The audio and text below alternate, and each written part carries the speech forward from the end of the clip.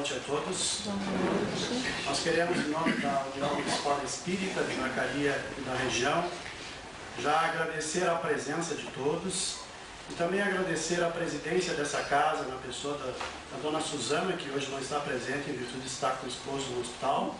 A gente quer agradecer a todos os trabalhadores pelo apoio, pela recepção, né? E hoje nós temos a grata satisfação, né, como a nossa irmã falou, de termos um representante da Federação Espírita Brasileira, que é a primeira vez que nós recebemos um irmão dessa nossa federação, já que todos nós somos Federação Espírita Brasileira, mas é a primeira vez que estamos recebendo um trabalhador.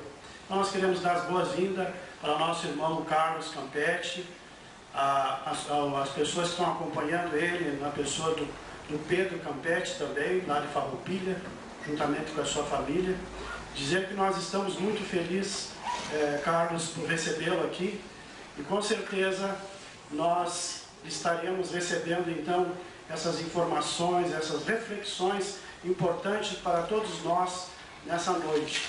Com certeza vamos fortalecer o nosso conhecimento naquelas coisas do dia a dia nosso, pautado em cima do Evangelho de Jesus. Nós queremos então apresentar um breve currículo do nosso palestrante de hoje, Carlos Campetti. Ele atua como diretor da área de estudos da Federação Espírita Brasileira, exerce cargos de coordenador geral de cursos do Campo Experimental de Brasília, é assessor para o estudo sistematizado da doutrina espírita da área de estudo das comissões regionais do Conselho Federativo da FEB. É jornalista formado pela Universidade de Brasília, pós-graduado em marketing, cursou mestrado em administração de negócios na Coreia do Sul e aposentado do Banco do Brasil, médio de psicofonia e palestrante. Ele vem bem distante, vem da Guiana Francesa, está fazendo um roteiro no Rio Grande do Sul, e nós tivemos então esse privilégio, esse presente, né? E hoje teremos esse banquete dessas informações trazida pelo nosso irmão. Quero também informar a todos que a entrevista que ele deu hoje aqui para o Miro estará sendo colocada na Rádio Esmeralda amanhã e também na Rádio Espaço FM 100.9 de Farroupilha, né? Então, e nós estaremos colocando nas nossas páginas do Facebook, do YouTube da casa, essa palestra de hoje. Então, quero passar a palavra ao nosso irmão, fique bem à vontade, sobre a proteção de Deus e de Joana de Ângeles.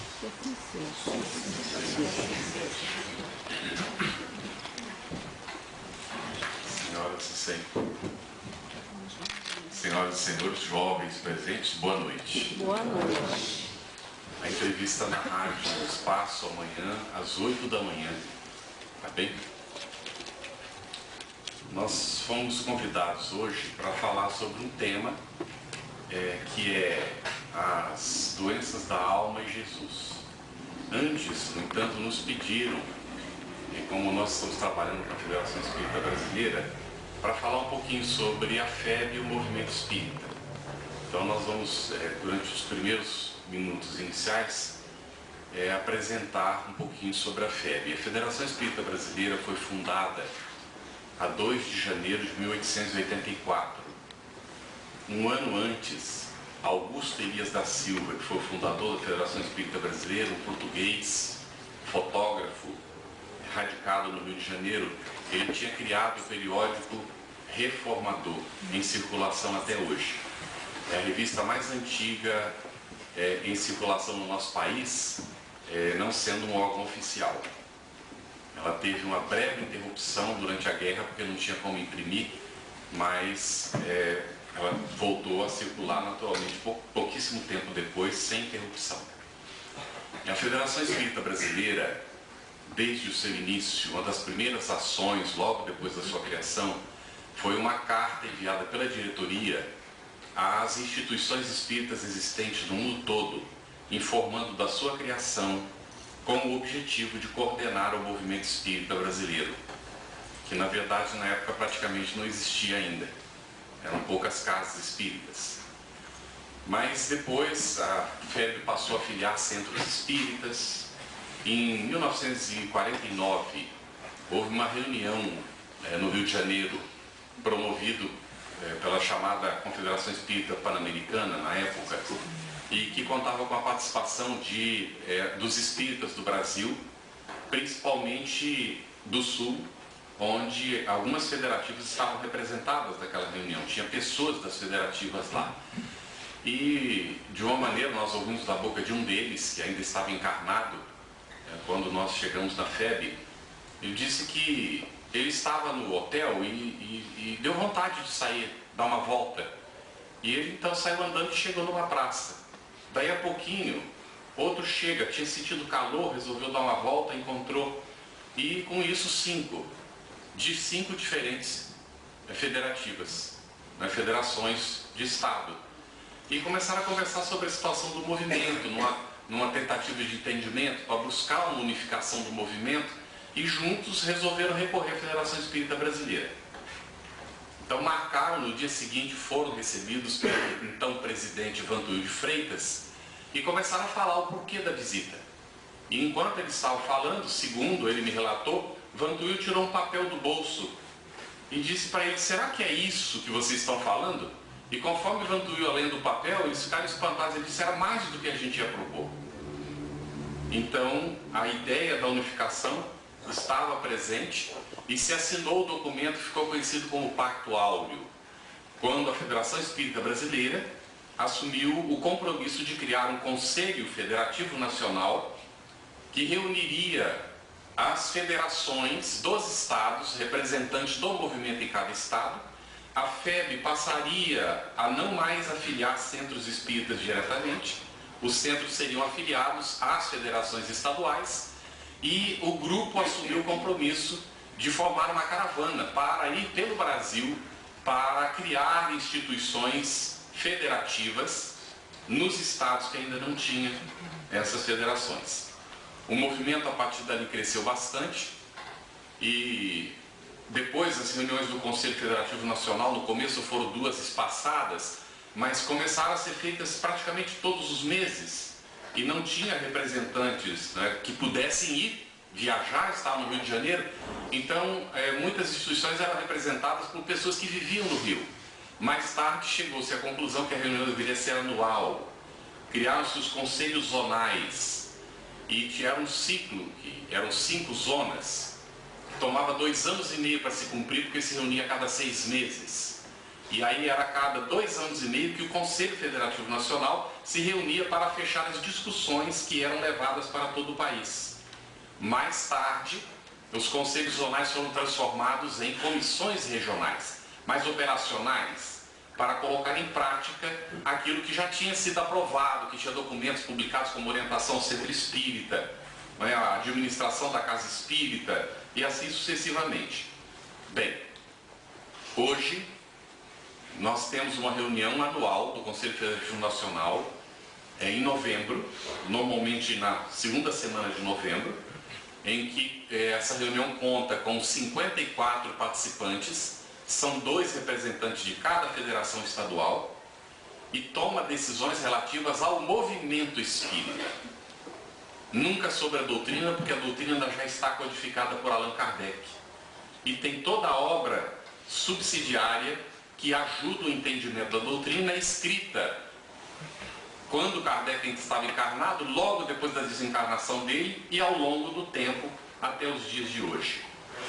Apesar de que anunciam por aí que há 7.000 títulos espíritas publicados em português, nós afirmamos que seguramente tem cerca de 2.000 títulos que efetivamente nós necessitaríamos conhecer. Só Chico Xavier são 412 obras publicadas. E a gente faz uma reflexão: se nós lêssemos 3 livros por mês, nós leríamos em 10 anos 360 obras e não teríamos lido nem a obra de Chico Xavier. Mas nós não podemos ler a obra de Chico Xavier sem ler Allan Kardec primeiro. Então a Federação Espírita Brasileira, com as 27 federativas, estamos fazendo o trabalho de divulgação da obra de Allan Kardec para o movimento espírita. E o Sul tem dado uma contribuição excelente. Em 1977, por sugestão da Federação Espírita do Rio Grande do Sul, a nossa querida Félix, foi lançada a campanha nacional de evangelização espírita infanto-juvenil. Em 1978, o Conselho Federativo Nacional transformou, por proposta da FEB, a campanha em permanente, porque no primeiro ano ela já tinha atravessado as fronteiras do Brasil, já tinha material traduzido para o espanhol. Em 1982, novamente a FERGS faz uma proposta para o Conselho Federativo Nacional de desenvolver uma campanha do estudo sistematizado da doutrina espírita que vinha sendo um êxito no Rio Grande do Sul. E aí pediu-se, não é, que a FEB desenvolvesse o programa, que servisse de base para o trabalho nacional. Cecília Rocha, gaúcha, que estava na direção, naquele período também da casa, era uma das diretoras, ela pediu a palavra e falou que a FEB não tinha equipe naquele momento para fazer o trabalho. No entanto, logo em seguida, montou-se uma equipe multirregional, de pessoas de vários lugares do Brasil, para elaborar, com base na experiência que o Rio Grande do Sul vinha desenvolvendo, o projeto da campanha. Em 1983, quando houve a reunião do Conselho Federativo Nacional, já havia alguns programas prontos, os 3 primeiros estavam prontos, de 6 programas que iam ser feitos. E então lançou-se a campanha do estudo sistematizado da doutrina espírita, que este ano completa 35 anos. Então nós vemos como se foi multiplicando, e graças ao trabalho do ESD, que é um estudo voltado para o adulto na casa espírita, baseado em Kardec, e que propõe o estudo da obra básica, com base nesse estudo nós podemos falar no antes e no depois do ESD do movimento espírita. O estado de São Paulo foi um dos últimos estados a aderir a essa campanha e implantou há mais ou menos uns 4 ou 5 anos o ESD no estado. Esses dias nós conversamos com eles numa reunião que nós fazemos pelo Conselho Federativo Nacional. As 4 regiões se reúnem todo ano, não são mais 5 para o Conselho Federativo Nacional, são 4 regiões: a região Norte, Nordeste, Centro e Sul. Então, na região que nós fizemos, da região Sul, em São Paulo, nós conversamos com as pessoas a respeito do ESD e perguntei a eles: ouvi dizer que está sendo uma revolução no estado, é verdade? E eles confirmaram que sim, porque o ESD efetivamente, e observem bem, em São Paulo, desde 1975, já tem uma campanha que é permanente, chamada Comece pelo Começo. E as pessoas nos centros espíritas eram convidadas desde esse tempo a estudar a obra básica. Mas uma coisa não substitui a outra, porque o ESD é uma metodologia que nos traz de uma maneira sistêmica uma visão panorâmica da doutrina espírita. A partir daí a pessoa estuda a obra básica com mais condição de entender o que Kardec escreveu, porque já fez uma visita nesse conteúdo, numa visão panorâmica.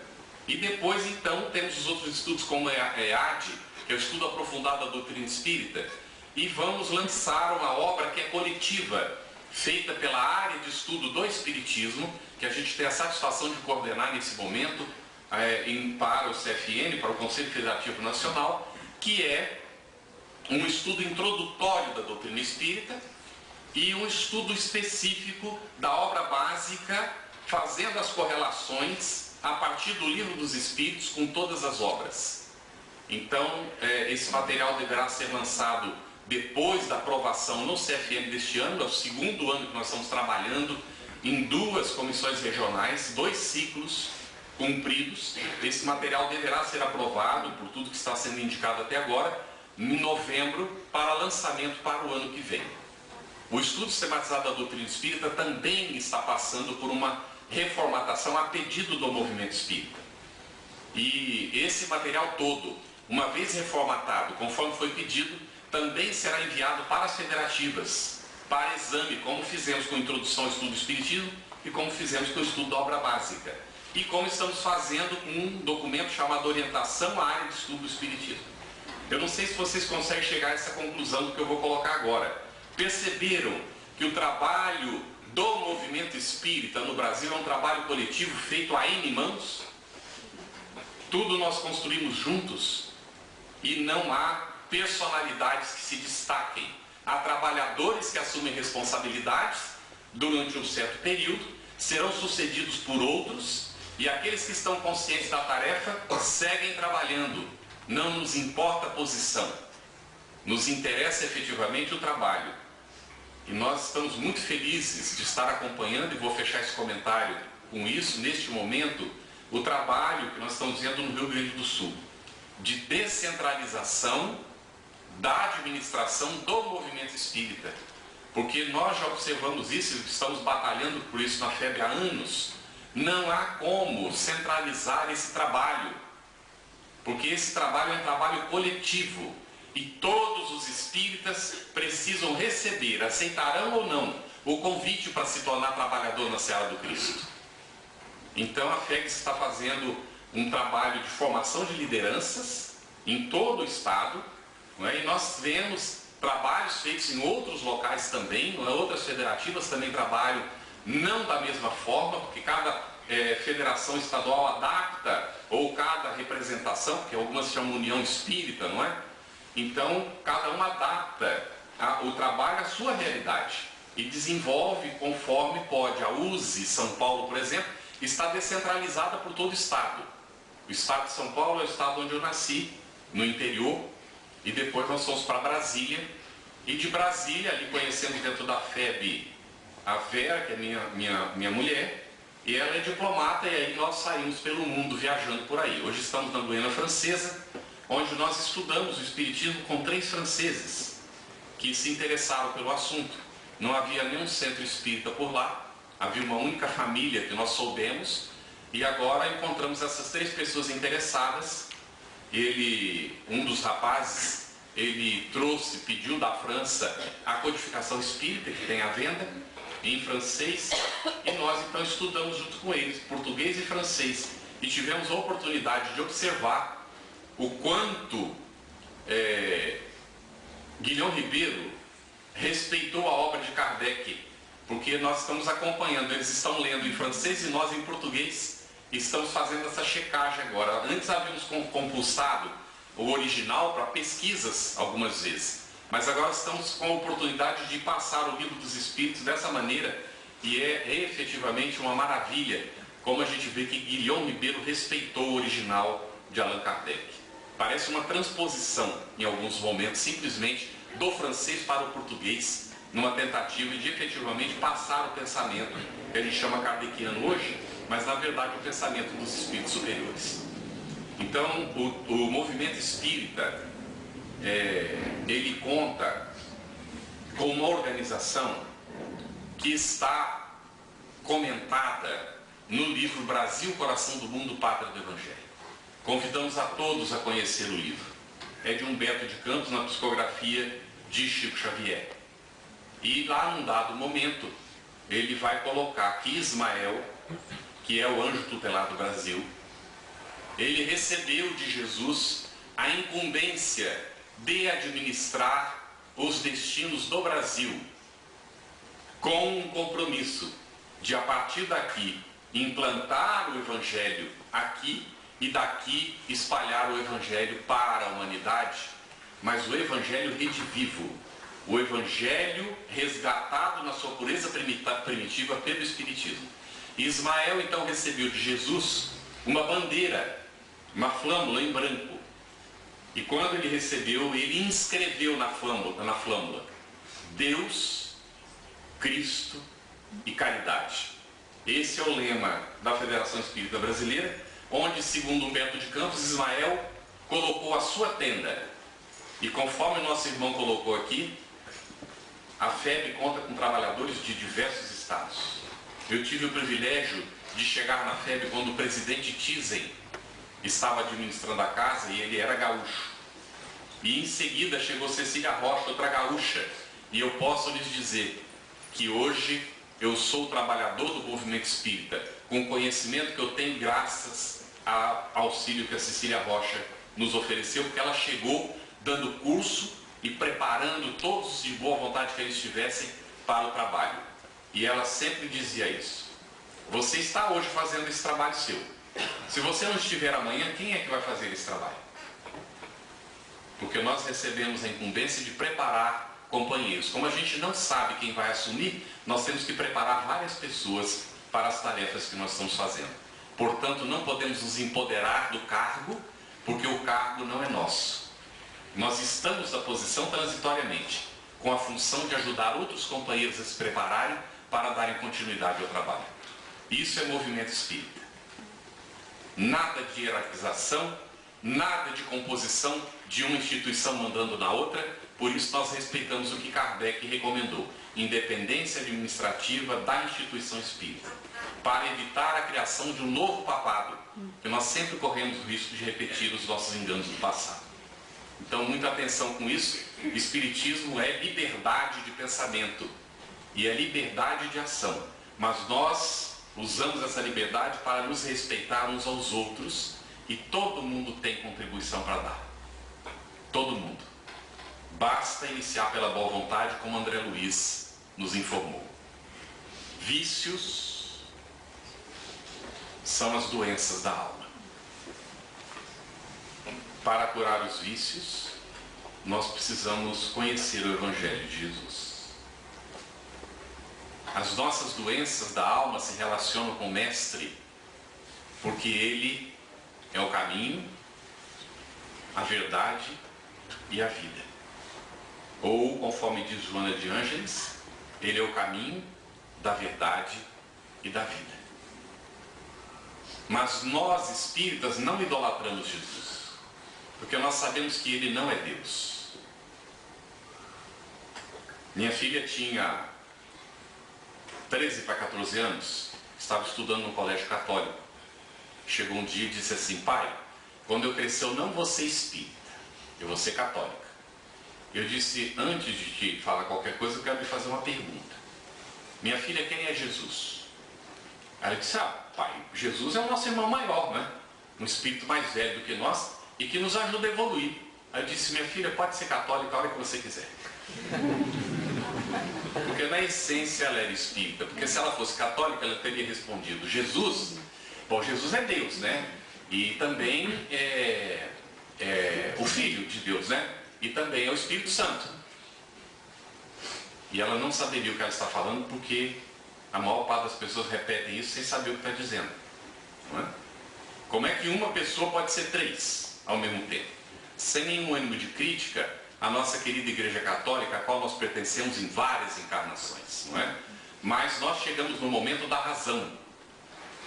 Então Jesus é o nosso mestre e é o nosso irmão maior, é o guia da humanidade, é o modelo, que de guia nós estamos cheios. Basta abrir o microfone aqui e oferecer para vocês verem quantos guias vão aparecer correndo aqui para falar. Não sabe o que vão dizer, mas vem correndo para falar. A gente estava conversando sobre isso agora ainda, não é? Mas modelos, eles são poucos. Então, questão 625 do Livro dos Espíritos. Nós não conseguiremos libertar-nos das nossas enfermidades da alma sem efetivamente conhecer o caminho do autoaperfeiçoamento. Porque nós temos que nos transformar em médicos de nós mesmos. Não no sentido material, mas no sentido espiritual do termo. Curadores de nós mesmos.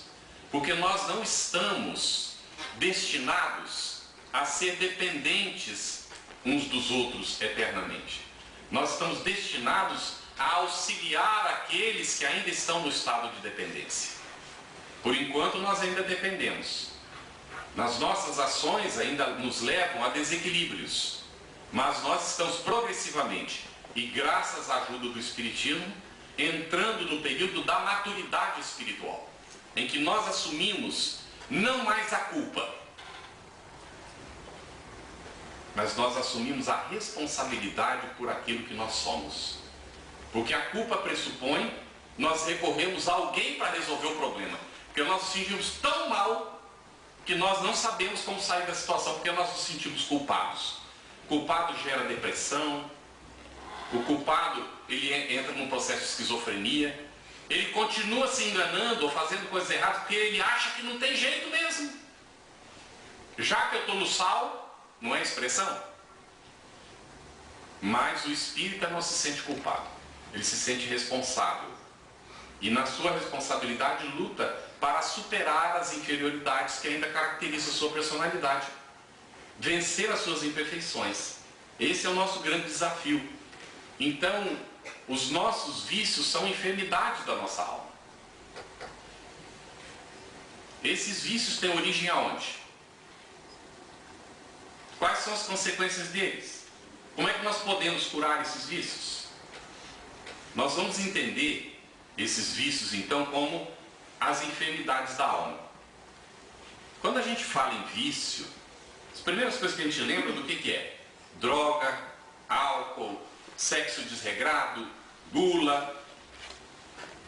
No entanto, os nossos vícios estão muito vinculados à maledicência, aos maus sentimentos, aos maus pensamentos, ao comportamento desequilibrado, enfim. Então, não existem apenas vícios físicos. A nossa grande problemática são os vícios morais. Os vícios, eles são maus hábitos adquiridos ao longo do tempo. O que é um mau hábito? É algo que a gente faz, repete de novo, acaba se acostumando com aquilo. E às vezes, inclusive, defende diante dos outros, porque acredita que aquilo é a verdade. E que não tem outro jeito mesmo. Que é desse jeito. E que quem fala que faz diferente está mentindo como a gente, porque faz igual, mas não quer contar para os outros. E aí a gente perde a confiança na gente e nos outros. E nós vamos encontrar no Livro dos Espíritos uma noção de psicologia fundamental, que todo mundo merece confiança, porque todos nós temos o germe da bondade que Deus colocou dentro de nós. Pode não estar desenvolvido, porque o desenvolvimento disso depende da vontade, do indivíduo querer fazer. Se ele não tem essa vontade ainda, é preciso trabalhar para que ele tenha, porque ninguém pode fazer pelo outro aquilo que o indivíduo tem que fazer dentro de si. Nós podemos nos ajudar, dar um prato de comida, uma palavra amiga, um abraço fraterno. Como é gostoso o carinho de uma mãe, as mães, não é? Está chegando o dia das mães aí, e a gente diz, dia da mãe é todo dia, não é? Quem não quer o carinho de uma mãe? Quando a gente diz, meu pai e minha mãe ainda estão encarnados, a pessoa diz, nossa, que privilégio. Você não sabe o quanto eu sinto a ausência da minha ou do meu. Então, é um privilégio a gente ter essas pessoas, mas nós também podemos ser irmãos uns dos outros. O que impede de nós, como irmãos uns dos outros, fazermos esse papel de nos interessarmos como as mães se interessam pelos seus filhos, nos interessarmos uns pelos outros? Então nós vamos observar que os vícios, que são as doenças da alma, estão profundamente enraizados naquilo que o Espiritismo chama uma das maiores chagas da humanidade, que é o ego. Não precisa nem completar, né, gente? Esse é um vício de difícil erradicação. É muito complexo. Para a cura das doenças da alma, é necessária a educação moral. Vamos então ver a origem. Da onde vêm os vícios? Como é que eles apareceram? Por que eles apareceram?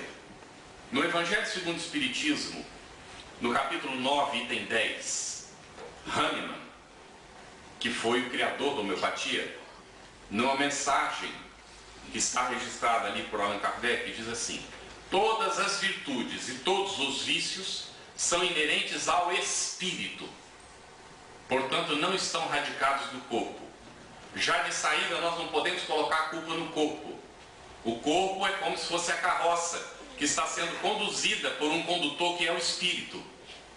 Portanto, o corpo só faz aquilo que o espírito permite. Mas lógico que ele tem um instinto animal, porque o corpo faz parte da natureza animal, tem as suas demandas, mas cabe ao espírito controlar essas demandas, porque é o espírito que cede ou não. Então virtudes e vícios estão no espírito e não no corpo. Nós que somos, uma boa parte, somos italianos, não descendentes de italianos, verdade? A gente tem a mania de dizer assim, é o meu sangue italiano, não é? Não tem nada de sangue italiano. Isso vem pela educação. Não é uma questão de sangue, é questão de cultura, de educação. Então nós costumamos ser muito francos, não é? A gente não manda recado, a gente fala o que tem que falar. Isso é uma virtude, se bem conduzido. Porque é importante nós termos o valor da própria opinião e saber expressar aquilo que a gente pensa sem ferir o outro. Aí é que está o segredo. Mas expressar, ser honestos uns com os outros. Então nós já temos um caminho feito, mas precisamos de repente burilar, trabalhar isso. Mas cada povo tem sua característica, não é? Falamos alto, gesticulamos. Quer saber se é italiano? basta olhar se está mexendo os braços, não é isso? É natural que assim seja, mas nós não podemos depositar as nossas imperfeições como responsabilidade do corpo. No Evangelho segundo o Espiritismo ainda, nós vamos citar muito a obra da codificação aqui. É capítulo 11, versículo 11. Versículo não, item 11, que no Evangelho não tem versículo do Espiritismo, não é? Ele diz que o orgulho é filho do... o egoísmo é filho do orgulho, diz Emmanuel. Nós não vamos contrariar o que Emmanuel está colocando aqui, porque de fato, há uma confusão tremenda. Qual foi que nasceu primeiro? O egoísmo ou o orgulho? Até parece irmão gêmeo, não é? Porque um está bem juntinho do outro sempre. Mas nós vamos examinar que, na verdade, não é? Os Espíritos, no livro dos Espíritos, colocaram o egoísmo como fonte de todos os vícios. E, portanto, o orgulho, que é um vício, provavelmente surgiu também do egoísmo. Mas isso fica para o critério de cada um. Porque Emmanuel afirmou, Kardec publicou, que o egoísmo é filho do orgulho. E nós vamos observar, então, no capítulo 11, ainda item 12, o egoísmo e o orgulho andam de mãos dadas. É Pascal quem transmitiu essa comunicação e Allan Kardec deixou registrado. Já no capítulo 17, no item 2 do Evangelho segundo o Espiritismo, todos têm seu princípio no egoísmo e no orgulho. Os vícios, as doenças da alma. Não sei se vocês já se perguntaram, mas fumar é doença da alma?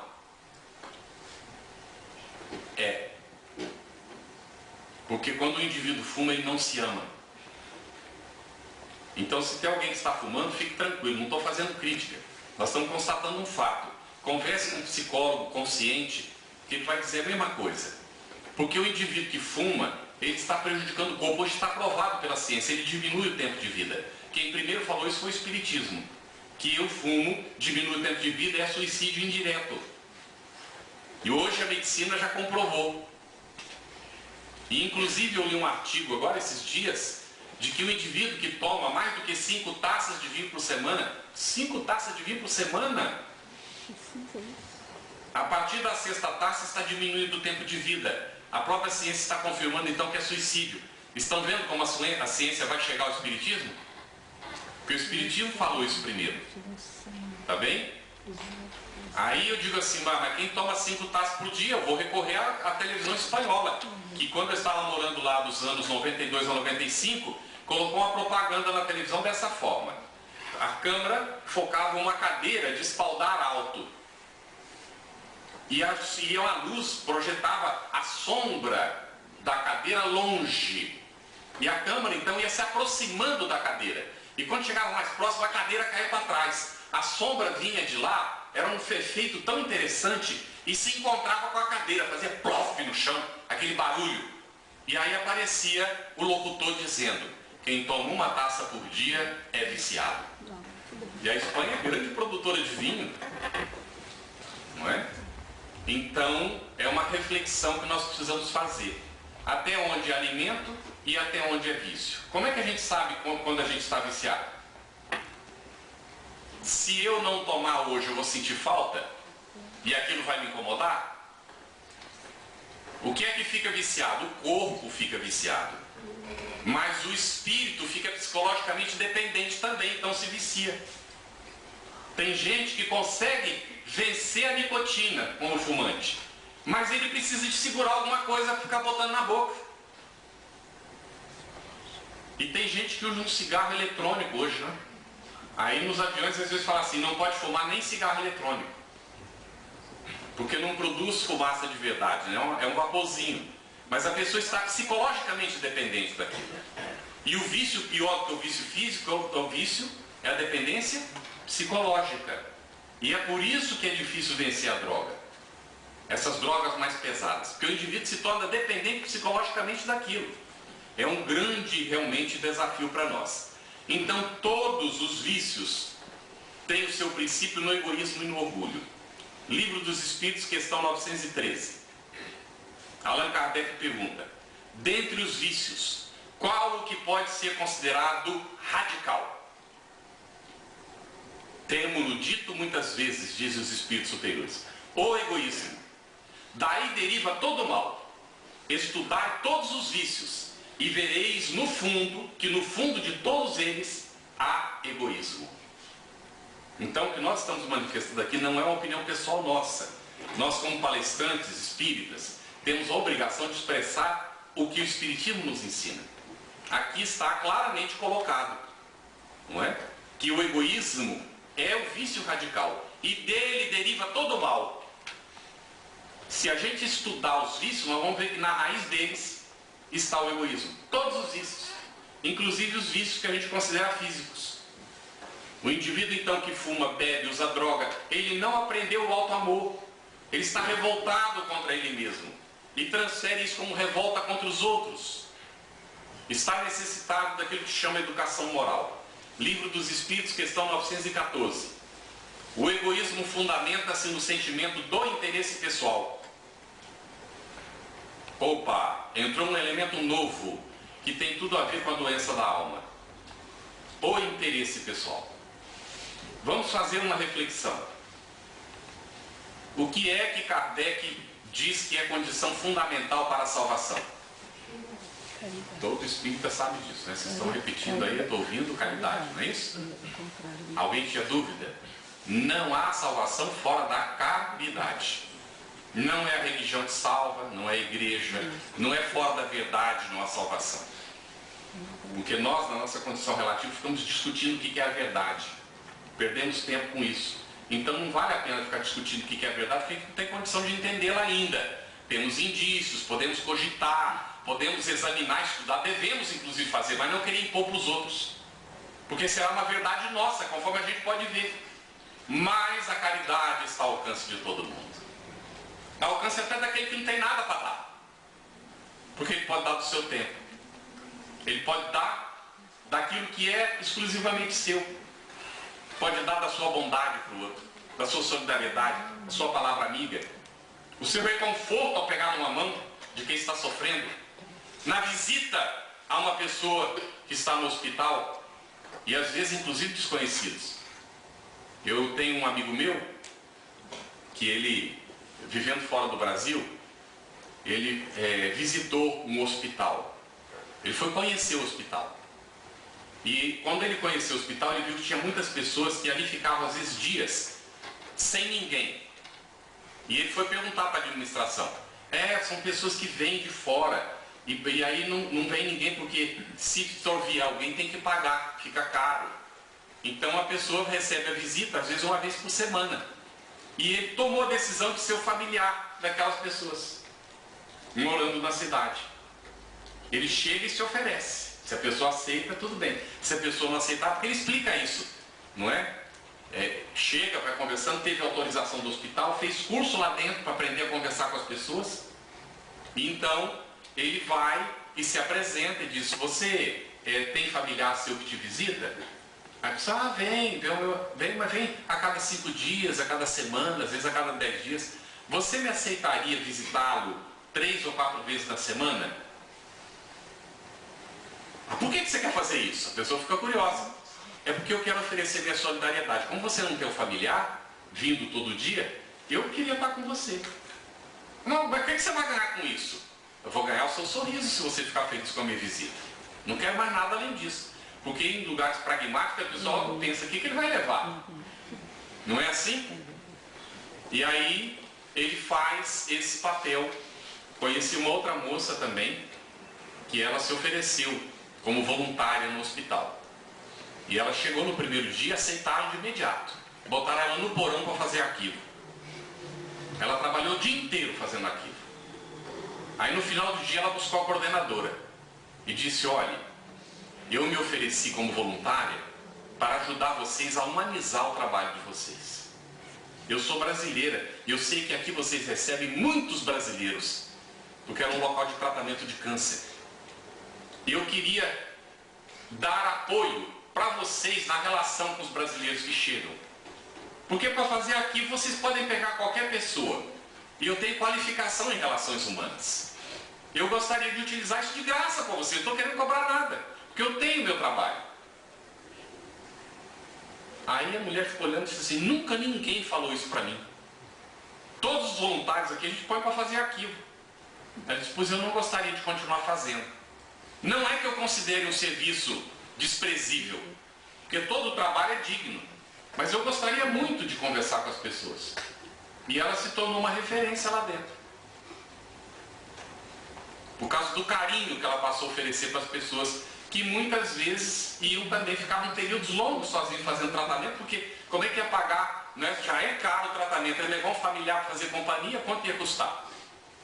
Então ela passava a fazer companhia às pessoas. Bem, o egoísmo se fundamenta no interesse pessoal, que é a antítese da caridade. Para fazer caridade, o indivíduo tem que se desprender de si mesmo. Se não há desprendimento, não há verdadeira caridade. 915 do Livro dos Espíritos. Ele se prende à inferioridade dos espíritos que estão encarnados na Terra e não à humanidade em si mesma. Porque tem gente que diz que o egoísmo é próprio da humanidade. Não é não. Não é da humanidade. Ele se prende à inferioridade dos espíritos que estão ligados à Terra, que estamos ligados à Terra. Então, na 917, e nós vamos encaminhando para o entendimento da coisa, não é? Diz que o egoísmo deriva da influência da matéria. É uma influência de que o homem, ainda muito próximo da sua origem, não pôde libertar-se, e para cujo entretenimento tudo concorre. As leis no campo da matéria, a organização social, a educação, tudo isso concorre para entreter o egoísmo. Porque nas escolas, nossa, se ensina a competir, para ser o melhor de todos, o líder de todo mundo, mas não ensina a cooperação, com raras exceções. Então o indivíduo vai ver a lei é egoísta, para defender interesses de um grupo, de algumas pessoas, muitas vezes. E quando a lei já vai numa tendência de atender os interesses da coletividade, existe toda uma organização de advogados e juízes para defender os interesses particulares, muitas vezes em prejuízo da coletividade. É ou não é assim? Nós não estamos falando nada que não seja de conhecimento de todo mundo. Então a própria organização social entretém o egoísmo, porque o indivíduo olha e vê cada um defendendo o seu, e ele se sente também no direito e até na obrigação de defender o seu, ou o interesse dos seus familiares. E isso entretém o egoísmo então. O egoísmo assenta na importância da personalidade. O choque que o homem experimenta do egoísmo dos outros é o que muitas vezes faz com que ele seja egoísta, por sentir a necessidade de se colocar na defensiva contra o egoísmo do seu semelhante. Consequências das doenças da alma. Primeiro, do egoísmo. Obsta o progresso moral. Atrapalha, dificulta, às vezes paralisa. O egoísta não evolui, está egocentrado, cuidando dos seus interesses do campo da personalidade. Vamos lá. Eu cito sempre a minha filha, porque a gente usa, não é, o conhecimento espírita com os nossos familiares, né? Então, num dado momento da vida dela, eu creio que ela estava com uns 14 anos, eu disse para ela que eu precisava ter uma conversa com ela, porque era momento, né? Logo ela ia se aventurar na vida, né, sozinha, e eu precisava de estabelecer alguns parâmetros que eu ainda não tinha estabelecido. E perguntei para ela, minha filha, o que é a personalidade? Ela já tinha visto alguma noção de psicologia, não é? E aí ela falou o que ela pôde sobre o assunto. Eu disse, então vamos complementar o conhecimento. Para a gente entender o que é a personalidade, vamos ver quando é que ela se forma. Sem contrariar os conceitos da psicologia, tá bem? A gente tem um respeito profundo, não é? Pelas ciências todas. Mas nós vamos usar o conhecimento espírita para entender o que o espiritismo fala do que é a personalidade. Porque a doutrina espírita é uma doutrina psicológica, né? Todo mundo está consciente disso, né? Kardec, quando publicava a revista espírita, botava assim, Jornal de Psicologia. Tá bem? É o estudo da alma, da psique. É para isso que o espiritismo veio. Então, quando é que se forma a personalidade?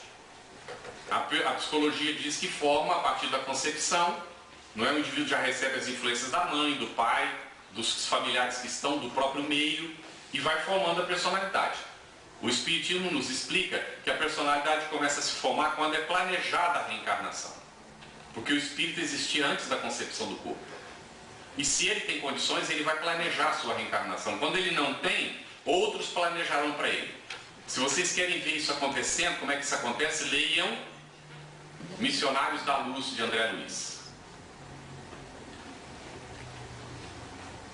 Eu faço uma pausa para a gente fazer uma reflexão.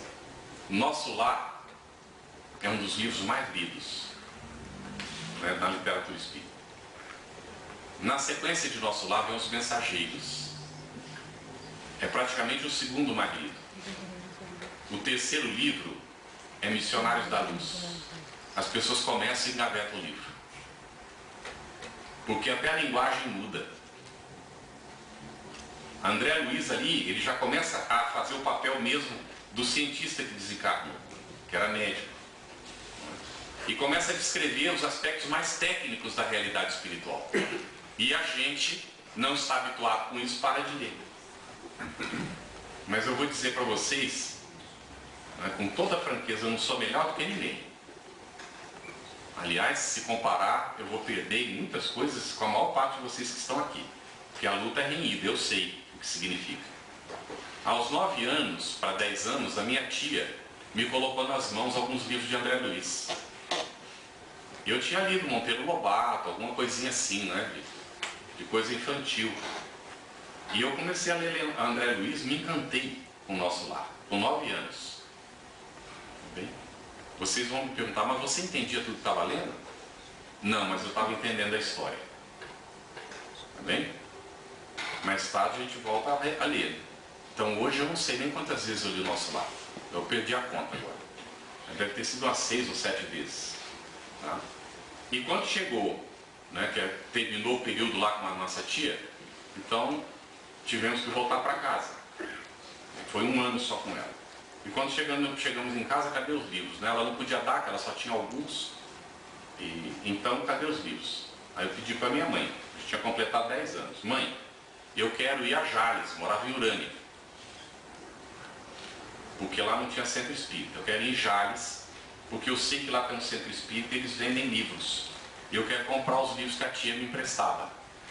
Junta um dinheirinho para a gente ir. Ela falou, pode deixar, meu filho. Porque eu não tinha dinheiro, né? Tinha que juntar. Trabalhava como autônomo meu pai, então às vezes tinha, às vezes não tinha, aquela confusão. Ela foi juntando. Um dia ela disse assim, meu filho, vamos em Jales? Eu já tenho dinheiro. Aí fomos para lá. Aí chegamos, fomos no centro, e uma mocinha atendeu. Eu comecei a pegar os livros e botar em cima de uma... Era como aqui, né? E a estante estava ali do lado. Aí ia botando ali em cima os livros. Aí ela ia olhando e ela perguntou, você vai levar tudo isso? Eu disse assim, eu pretendo. Porque ela estava com medo de ter que botar tudo de volta ela mesma botar lá na estante. Aí eu disse, eu pretendo. Mas vamos fazer umas contas para ver, porque eu sabia quanto dinheiro era, né? E aí eu ia fazendo conta, ia botando os livros. A coleção inteira de André Luiz, tudo de Allan Kardec que ela tinha lá para vender, e fomos colocando. Então, comprei a minha biblioteca primeira com 10 anos. Bom, aí eu fui ler de novo o Nosso Lar do começo, e aí quando chegou nos Missionários da Luz, ai meu Deus do céu. Aí eu, mãe, tem que comprar um dicionário, mãe, não estou entendendo nada dessa que estão lendo aqui. Preciso de um dicionário. Não tinha isso aqui, hoje está aqui, ó, não está aqui, ó. Está tudo aqui, ó. Você já nem precisa mais desse trem aqui, ó. Você usa aqui. Bota a palavra que aparece o significado ali, pronto. E aí tem gente que diz que André Luiz é difícil. Sabe o que aconteceu? Quando eu estava mais ou menos pelas 80 páginas do Missionários da Luz, eu percebi que eu não precisava consultar tanto o dicionário. E depois eu fui lendo a coleção inteira e de vez em quando eu precisava consultar o dicionário. Tudo bem, gente? Então, não há limitação. Jovens que estão aí, meninos, vocês têm condição de ler, isso é uma riqueza impressionante. É a revelação do que é o mundo espiritual para nós. E do que nós temos que fazer aqui e agora. Não é para receber recompensa depois. A recompensa é a vida que Deus nos deu, que é uma bênção. Que recompensa mais nós queremos? Agora nós temos que nos construir, nos fazer com o próprio esforço. E não tem hora para começar não. Aí eu vou no outro extremo. E perdoe que eu faça referências pessoais. Nosso pai porque nós somos 4 filhos, tá bem? Não é porque é pai de vocês não, tá? Nosso pai estava com cerca de 50 anos. E um dia ele disse para mim e para o meu irmão Geraldo, né, que também é trabalhador espírita, lá na FEB, cuida dos livros, né, da edição dos livros. Ele disse assim: a gente não precisa ficar lendo esses livros. A gente vai no centro e ouve palestra, aprende do mesmo jeito. Aí o Geraldo olhou para mim, eu olhei para o Geraldo. Graças a Deus nosso pai nos deu o ensinamento de ter o valor da própria opinião. Então nós dissemos: papai, quase em coro, o senhor nos desculpe, mas nós vamos discordar do senhor. Porque o palestrante fala daquilo que ele leu, que ele entendeu, e coloca alguma coisa da experiência da vida dele com base naquilo que ele entendeu. É de segunda mão, pai. De primeira mão a gente tem que ler. Mas ele tinha um problema grave, porque ele não tinha ido para a escola. Ele aprendeu com o irmão dele, mais velho. Mas das primeiras lembranças que eu tenho da minha vida, era o meu pai sentado na cama de manhã lendo o Evangelho segundo o Espiritismo. Então ele consegue ler. Para ele diz: eu leio para mim, mas não consegue ler para os outros. Então quando nós falamos aquilo, ele baixou a cabeça, não falou nada. Aí depois de uns dias nós soubemos pela nossa mãe que ele tinha pedido para ela um compêndio dessa grossura que ela tinha comprado fazia algum tempo, da obra inteira de Kardec. Ele estava lendo. Hoje ele está pela 6ª vez nesse compêndio de leitura. Está com seus 87 anos de vida. E a minha mãe diz: eu não sei como é que ele lê. Outro dia ele estava fazendo um buraco na parede. Outro dia, já faz anos isso.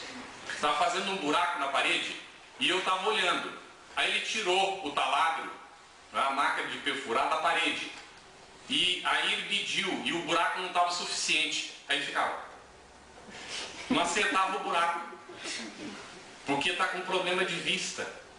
Não é? Que é mais ou menos da nossa família. E alguns dos nossos familiares ficam cegos com o tempo. Mas ele lê até hoje, isso já faz anos. E a nossa mãe diz assim: não sei como é que ele lê, mas ele lê. Ele lê e se a gente pergunta, ele responde, ele sabe o que ele leu. Às vezes ele chega e diz assim: meu filho, você já leu tal livro? Numa esperança da gente não ter lido ele para ele poder contar para a gente, não é? Então, e recomendar, que ele adora recomendar. Lê, vai botando numa caixa, cata a caixa e leva para o centro para distribuir. Ele não tem biblioteca. Não é? Mais tarde eu conheci um grande livreiro chamado Alípio Gonçalves, traduziu 26 obras do Chico Xavier para o espanhol e distribuiu de graça pelo mundo. E eu visitei 3 vezes. A última vez que eu fui visitá-lo, ele mora na Venezuela. Agora me recomendaram não ir por causa da situação, não é? Mas eu já entrei na casa dele e vi a estante dele semi-vazia. Aí ele viu, né? Eu sou muito expressivo, a minha cara fala, né? Eu fiquei espantado com aquilo. Ele falou: você está estranhando a minha biblioteca meio vazia? Eu falei: cadê os seus livros? Ele disse assim: eu aprendi que o livro foi feito para circular e não ficar parado. Porque ele é como o dinheiro, ele alimenta o dinheiro, alimenta a economia. E o livro alimenta a alma. E se você olhar algum aí que você não tem, pode levar se você quiser. Você não leu ainda, pode pegar. E se eu faço isso com todas as minhas visitas, são elas que estão levando meus livros. Tudo bem, gente? Como é que nós vamos curar a nossa alma? Não vamos dar a receita pronta não, vocês já estão chegando às suas conclusões, não estão? Ou tem alguém que acha que não tem enfermidade da alma aqui? Tem alguém que acha que não tem? Se achar que não tem, vamos conversar em particular depois, tá? Porque eu não vou convencer de que não tem, eu estou curioso para conhecer. Eu adoraria conhecer alguém que não tem, não é? Mas até o nosso querido Chico terminou praticamente cego. Divaldo sofrendo do ciático. Eu nunca pensei que fosse ver, porque ele tem um domínio daquela organização que é uma coisa impressionante. Mas o que é que ele faz? Está doendo, é? Ele vai e faz a palestra igual. Ele foi liberado pelo médico? Não, ele terminou a pequena cirurgia que ele fez e o médico disse 10 dias de repouso absoluto. No dia seguinte ele estava em Santa Catarina fazendo uma palestra. no dia seguinte. Aí perguntar, mas Divaldo, você tem que seguir a recomendação do médico. Meu filho, a carcaça está velha, a qualquer momento ela falha e eu estou do outro lado. Eu quero estar com vocês. Antes de ir. Não é? Então, efetivamente o egoísmo obsta o progresso moral, é o causador de todas as misérias do mundo terreno, é a negação da caridade, é o maior obstáculo à felicidade humana, conforme nos coloca Emmanuel. Nós não somos felizes ainda neste mundo porque nós somos egoístas. E se nós não admitirmos isso para nós, nós não vamos trabalhar essa chaga. O primeiro passo, isso é da psicologia, é reconhecer a imperfeição, o defeito, a enfermidade. Porque se a gente não reconhece, não vai tratar. Não é para gerar complexo de culpa. Ai meu Deus, ele disse que eu sou egoísta, agora eu vou precisar de um tratamento psicoterapeuta por causa disso. Não precisa de nada disso se a gente vai trabalhar, porque o psicoterapeuta vai nos ajudar a encontrar caminho para soluções. Se precisar, recorre, por que não? Mas nós é que vamos ter que trilhar o caminho. Não será ele que vai trilhar. Nem o nosso anjo da guarda faz isso por nós. Não sei se vocês já passaram pela experiência. A nossa filha já teve tudo quanto é bicho de estimação. Desde tartaruga até bicho da seda. Por aí vocês vão ver, né? Coelho, todas essas coisas. Aí, um período ela quis ter um aquário de bicho da seda. Nós estávamos morando na Espanha e descobrimos que na feira vendia, olha, que ela ouviu das amiguinhas, né, na escola. Aí fomos lá e compramos um aquário de bicho da seda. Aí a gente tinha que sair todo dia para trazer parreira, não é? Folha de parra, para que a bichinha pudesse comer, não é? Aí dava a folhinha para ela comer, ela comia e tal, lá pelas tantas fazia o casulinho. Aí virava a borboleta, voava lá dentro do aquário e tal, fazia o cruzamento, botava um monte de ovinho. Aí a gente soltava elas. Aqueles ovinhos geravam lagartinhas e vinha o ciclo. Num dos ciclos, uma das borboletas não saiu do casulo. Mexia, as outras voaram, acasalaram, botaram ovos, e ela lá ficava mexendo. Aí a filha veio dizer, pai, o que a gente faz? Eu falei, não sei, filha. O que a gente vai fazer? Vamos esperar até amanhã e nada, né? Aí resolvemos, depois de muito, ajudar o bichinho a sair. Pegamos uma tesoura e ajudamos o bichinho a sair. Sabe quando ela voou? Nunca. Por que o nosso anjo da guarda não faz a nossa evolução e já entrega a gente pronto para Deus de volta? Porque nós não temos condição de sustentar lá, vai cair.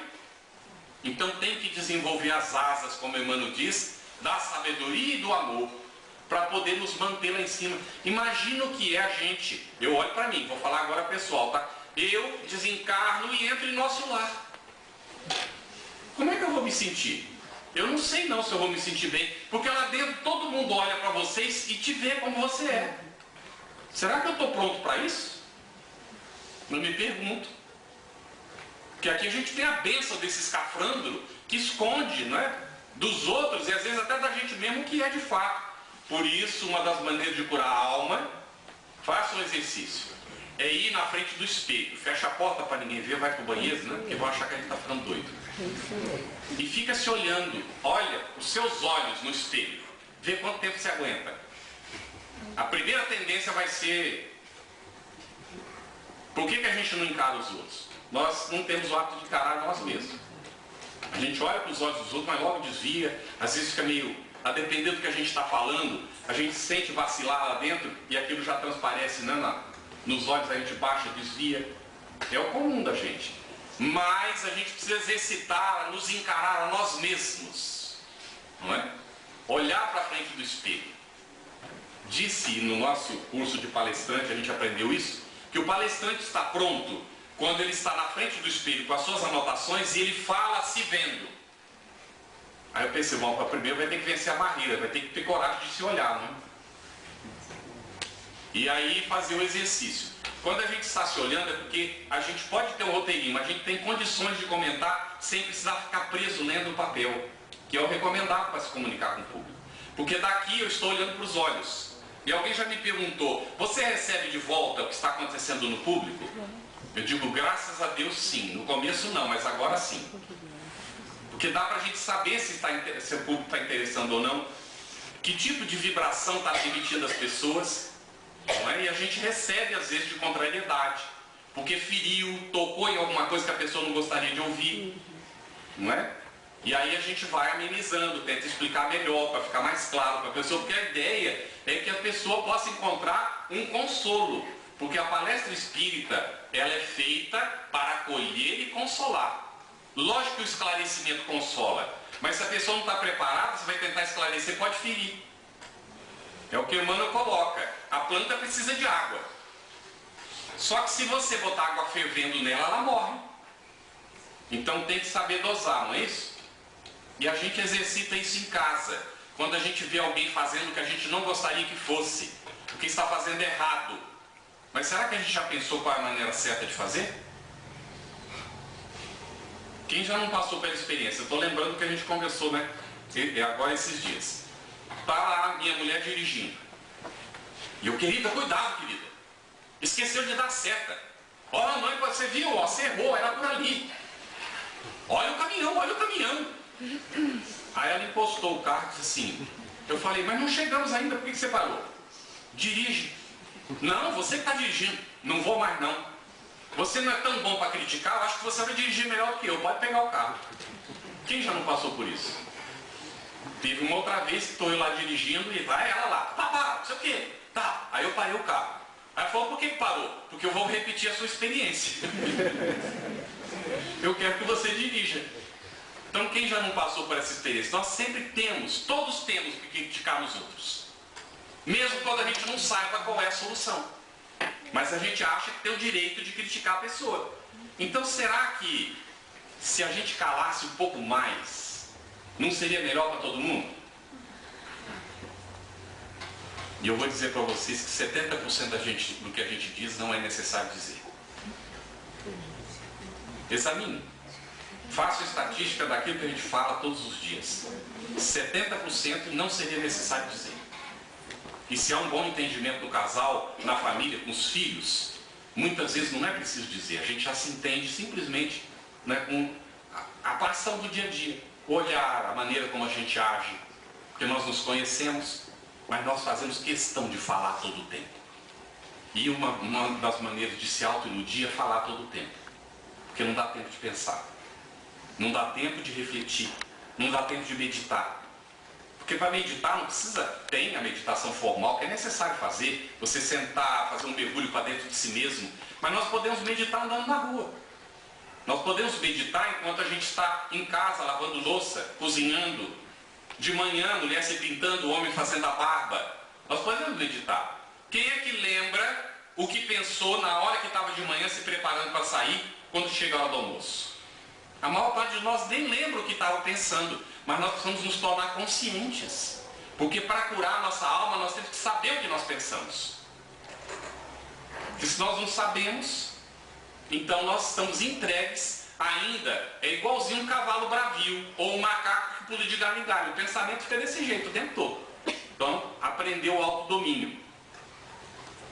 No Livro dos Espíritos 913, diz que nós vemos as consequências. O egoísmo nos provoca um afastamento da perfeição moral. Há uma incompatibilidade do egoísta com a justiça, com o amor e com a caridade, que é lei divina. Neutraliza todas as outras qualidades. O indivíduo faz a caridade e em seguida se entrega a um ato egoísta, ele anula o trabalho que foi feito antes. Porque prepondera o egoísmo no indivíduo e não a caridade.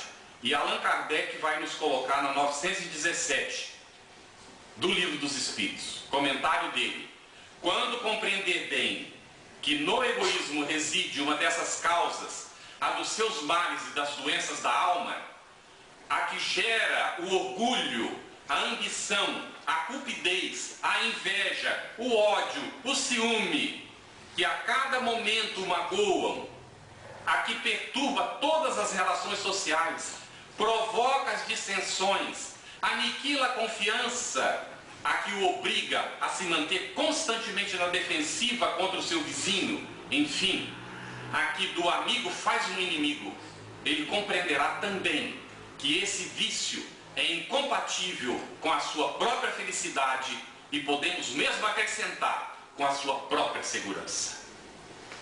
Porque é o egoísmo que faz com que o ladrão nos roube, porque nós não soubemos dar para ele no momento que ele precisou. Mas pior que isso, porque a solução não está em dar. Nós não soubemos auxiliá-lo a se educar para ser previdente e não ficar dependente do seu vício depois, mais tarde. Consequência ainda dessas chagas da alma, a obsessão, porque atrai os espíritos inferiores que se sentem afinizados conosco. A dependência física, seja ela qual for, a dependência moral. Tipos de vício. Não vamos entrar no mérito. São muitos, não é? Mas nós podemos dizer que não existe bebida social, beber socialmente. Não há dose certa. Porque o indivíduo que se entrega de alguma maneira ao vício, ele se entrega devagarinho. Começa bem devagarinho. Eu só vou provar. E depois da prova, vem as consequências. E hoje, vale a pena considerar que a vítima tem 13 anos. O que nós queremos dizer com isso? Está, hoje, a criatura com 13 anos, já entregue ao vício. Ao vício do sexo, ao vício da bebida, porque perdeu o referencial dos valores da família e porque os pais não sabem o que dizer para os filhos. Nós espíritas sabemos? Nós precisamos saber. Porque nós temos um elemento fundamental para a cura das doenças da alma, que se chama diálogo. Que precisamos cultivar dentro do nosso lar, utilizar com os nossos familiares. Então, o combate aos vícios e a cura da alma vem efetivamente disso. O homem, é capítulo 9 do Evangelho, item 10. O homem não se conserva vicioso, senão porque quer permanecer vicioso. Aquele que queira corrigir-se, sempre o pode. E também de Hahnemann. Em 913, atacar o mal pela raiz, combater o egoísmo. 914, à medida que os homens se instruem acerca das coisas espirituais, menos valor darão às coisas materiais. Desprendimento da matéria e não escravização. Isso tudo depende da educação. Não da educação que é confundida com a instrução. Instrução é passagem de conhecimento que pode preparar o indivíduo para uma profissão. Educação é muito mais do que isso.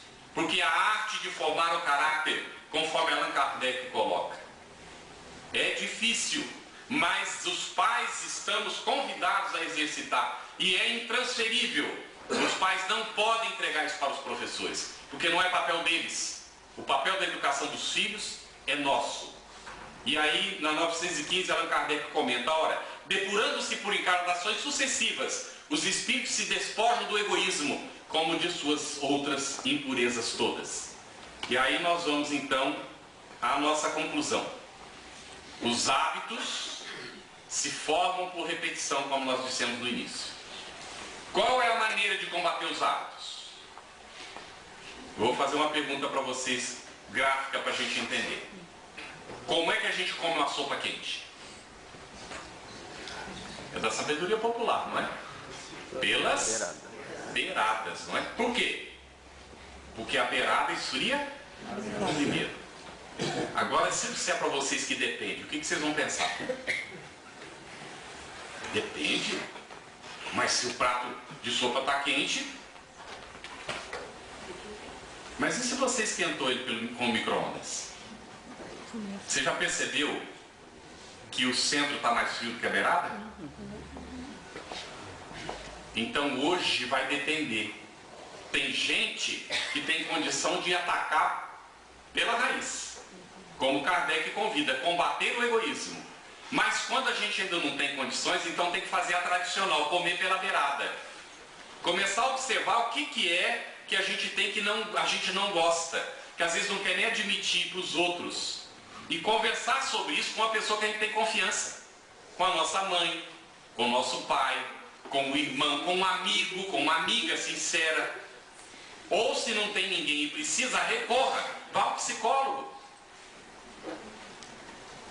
tem que conversar com alguém. Ou atendimento fraterno na casa espírita.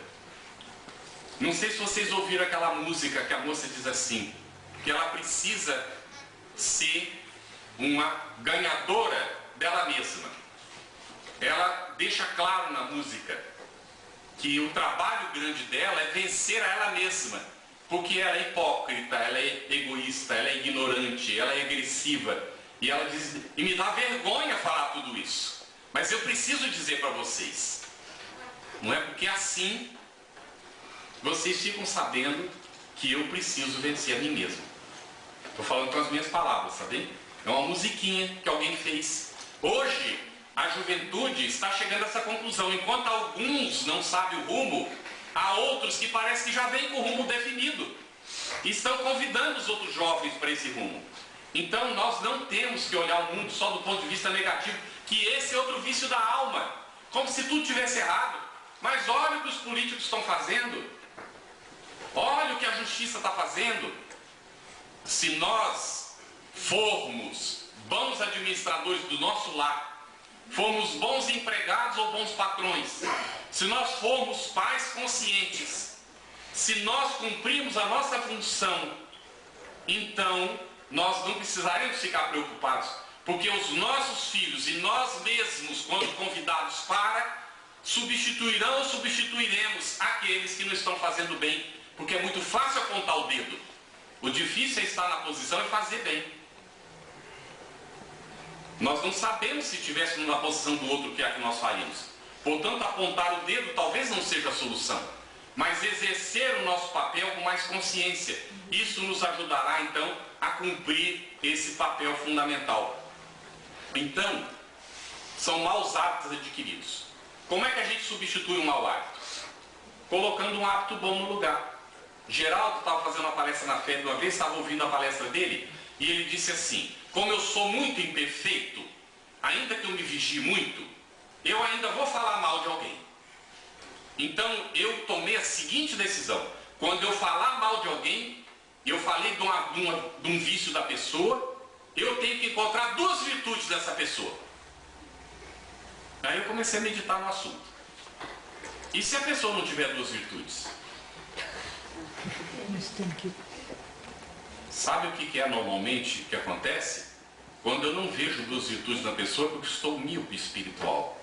Estou tão acostumado a só ver defeito que gerou astigmatismo ou miopia espiritual. Não consegue ver, só vê coisa ruim, negativa. Então, tem que encontrar. E eu pensei, não é, na minha meditação, e perguntei para o meu anjo da guarda, mas pode ter uma pessoa que não tenha duas virtudes. Aí diz, você acha isso? Então você precisa ver duas virtudes da pessoa, não precisa? Se você assumir o compromisso, então você vai ajudar a desenvolver as duas virtudes. Aí você vai ver as virtudes da pessoa. Só que a hora que a gente começar a ajudar, a gente vai ver que as virtudes já existem na pessoa. Porque não tem ninguém que não tenha virtudes. Mas também é um desafio para nós ajudarmos a desenvolver virtudes nos outros. E como é que a gente faz isso?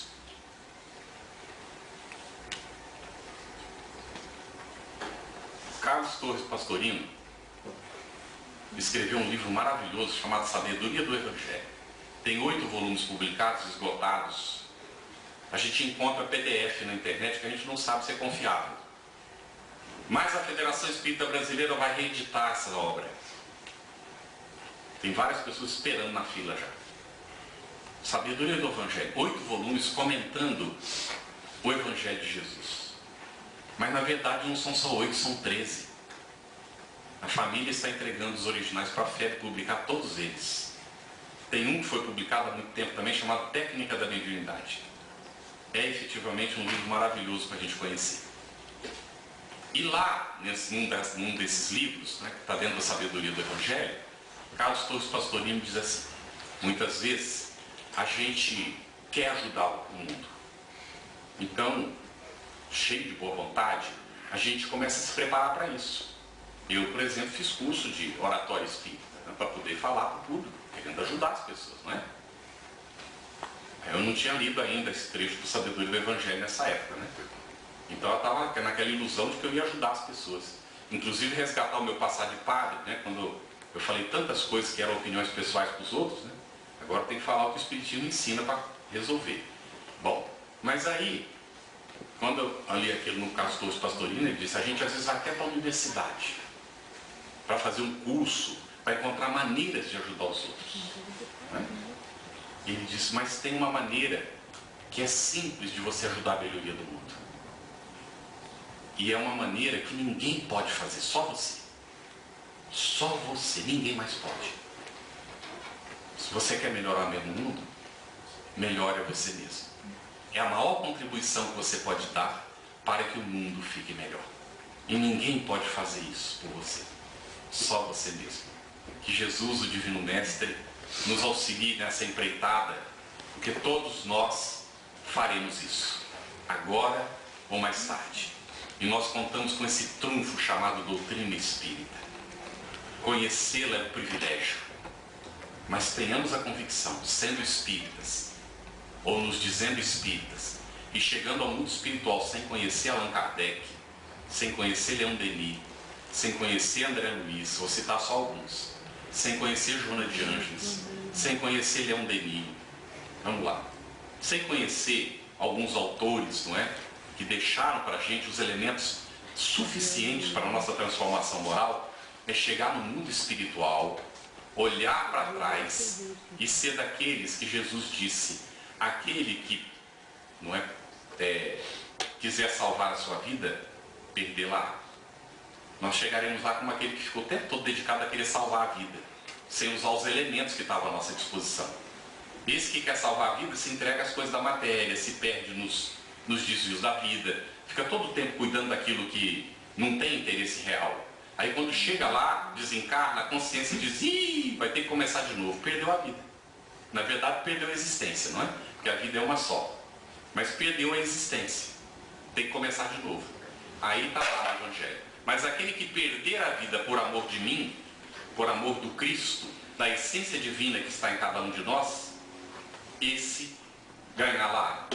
Ou seja, passa pela encarnação, aproveita, conhece Kardec, aplica o ensinamento, vai no Novo Testamento, que tem que ser estudado também, a base, não é, do conhecimento espírita, é o Novo Testamento, são as cartas de Paulo.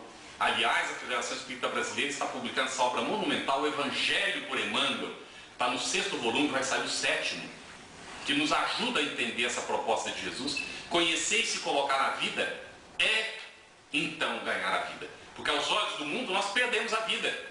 Não acumulamos tantos bens, não nos tornamos presidente não sei do que, nem de centro espírita às vezes. Não é? Para algumas pessoas a gente vai chegar frustrado no mundo espiritual. Mas chegaremos lá, olharemos para trás e nos sentiremos satisfeitos, não precisa repetir. Aí a gente então vai para frente, para a próxima encarnação, se precisar reencarnar de novo. Eu com certeza daqui a umas 80 mais ou menos, aí eu não vou precisar mais. Não é mais? Enquanto for preciso, vamos fazer e fazer bem. E que Jesus, o Divino Mestre, nos ajude, não é, nesse processo, até nós termos condição de fazermos como Ele. Já não depender mais dos outros e podemos agir como Ele age, sendo modelo e guia de alguma humanidade por aí, se Deus nos permitir. E se não for assim, seguimos servindo, porque para isso é que nós somos criados por Deus nosso Pai. Muita paz e muita luz para todos.